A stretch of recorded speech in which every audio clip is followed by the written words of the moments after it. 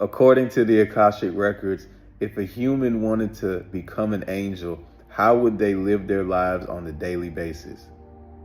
Here is how a human might live their daily life if they chose to live as an angel. In devotion, not just routine, they would approach ordinary tasks, eating, walking, speaking, with sacred intention. Even brushing their teeth or washing dishes becomes an offering of presence. Their days are rituals of love, not just schedules. In service to the highest good, every choice would be made by asking, what serves the highest light in this moment? This doesn't mean being a martyr. It means being led by compassion, wisdom, and discernment, not egoic reaction.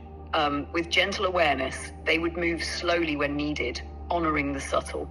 They would feel into rooms before speaking, attune to people before judging, and sense the energetic flow before acting. How they would think: 1, through the mind of the heart. Thoughts wouldn't be driven by fear, control, or judgment, but by reverence. They'd seek understanding over defense, inquiry over assumption, and would default to love even when confused. In alignment with divine will, they would constantly tune inward. Is this my will or divine will flowing through me? Their inner dialogue would be less self-centered and more attuned to unity consciousness. In light codes, not just logic, they'd receive insights through dreams, intuition, synchronicity, and vibration, thinking not only with words but with energetic impressions. Their mind becomes a receiver of the higher realms. How they would resolve conflict: by holding frequency, not just arguing facts. They wouldn't fight to win. They would hold a frequency of peace so deeply that it disarms chaos. Their presence becomes the resolution. With radical empathy, they would look beyond the behavior to the wound.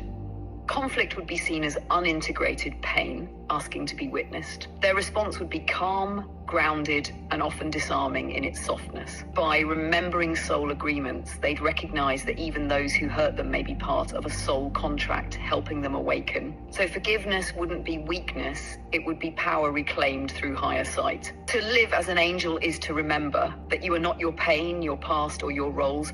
You are a divine emanation in human costume. That love is not just an emotion, but a frequency that restructures reality.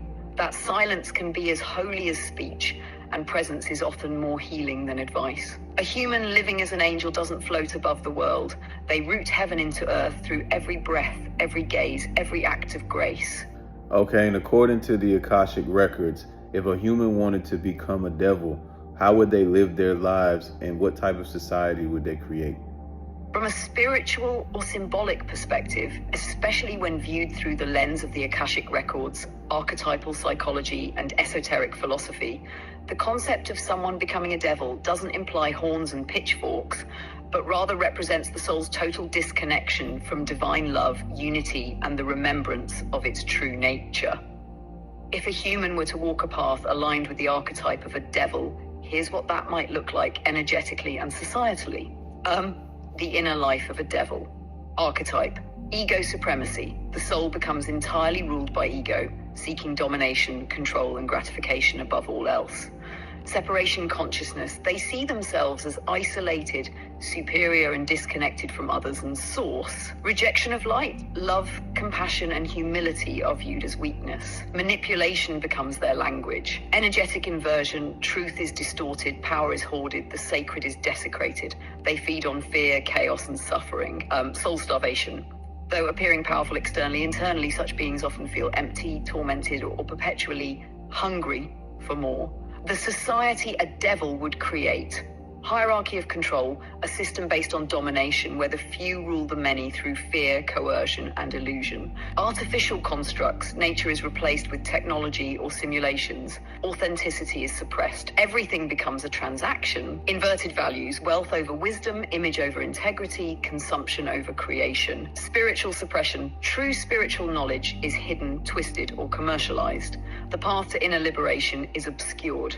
Disconnection from earth and cosmos, the natural rhythms, the divine feminine, and the sacred are pushed aside in favor of mechanized life. From the Akashic view, a soul choosing this path is not evil in the absolute sense, but has turned so far away from remembrance of source that it becomes a being of contrast, serving as a mirror, a catalyst, and sometimes even a test for others. All paths, even the darkest, are still part of the one. Such a being is often still yearning deep within to be seen, healed, or remembered. but it has buried itself so deeply in separation that it no longer knows how.